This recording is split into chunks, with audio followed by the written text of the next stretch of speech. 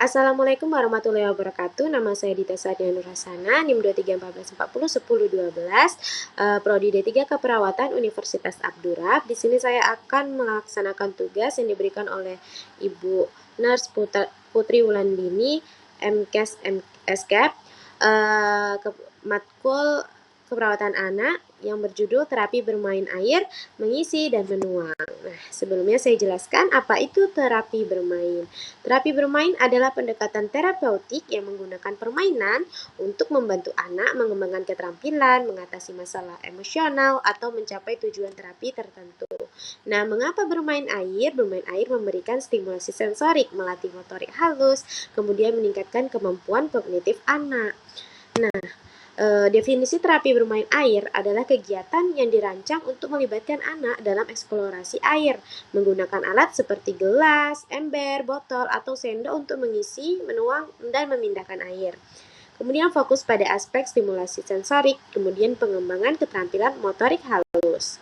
Nah, tujuan terapi bermain air yang pertama, stimulasi sensorik, merasa indera peraba dan visual anak.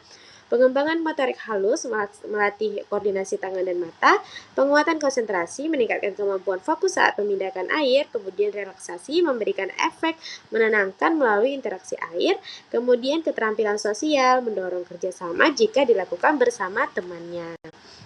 Nah, manfaat terapi bermain apa? Untuk fisik, dia meningkatkan koordinasi dan kontrol otot tangan. Untuk kognitif, dia melatih pemecahan masalah, contohnya mengisi wadah sampai penuh.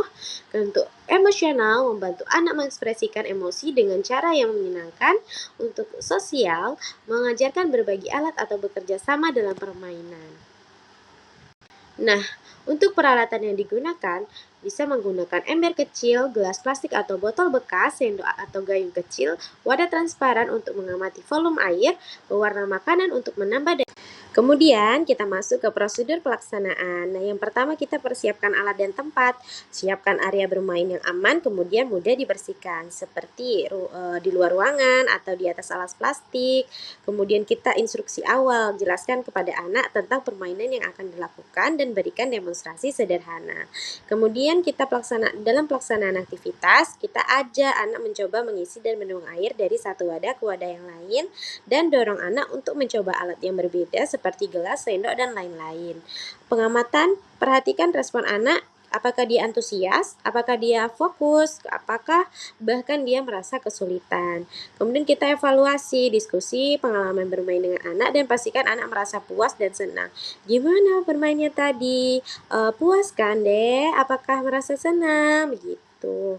Lanjut ke contoh aktivitas, memindahkan air untuk menggunakan gelas plastik ke wadah yang ditentukan. Kemudian bisa membuat gelembung air dan menggunakan sendok, mengisi botol hingga batas tertentu, menuang air dari satu ember kecil ke ember yang lain. Kemudian apa sih peran perawat dalam terapi bermain? Dalam terapi bermain air ini, kita sebagai perawat bisa berfungsi sebagai pengawas. Kita memastikan anak bermain dalam lingkungan yang aman, kemudian kita menjadi fasilitatornya juga, menyediakan alat dan memberikan panduan aktivitas. Kemudian kita sebagai motivator, yakni mendorong anak untuk bereksperimen dengan cara yang menyenangkan. Dan kita evaluator, mengamati dan mencatat perkembangan anak selama terapi. Nah, contoh studi kasusnya, deskripsi anak laki-laki usia 5 tahun dengan keterlambatan motorik halus, intervensi terapi bermain air selama 15 menit setiap hari selama 2 minggu, dan hasilnya anak menunjukkan peningkatan koordinasi tangan dan minat bermain yang lebih besar. Nah, kesimpulannya, terapi bermain air adalah metode sederhana namun efektif untuk membantu perkembangan anak, terutama dalam aspek sensorik, motorik, dan emosional. Nah, diperlukan keterlibatan aktif perawat dan keluarga untuk hasil yang optimal. Baik, sekian saja presentasi yang dapat saya sampaikan. Saya akhiri, wabillahi taufiq wal hidayah. Wassalamualaikum warahmatullahi wabarakatuh.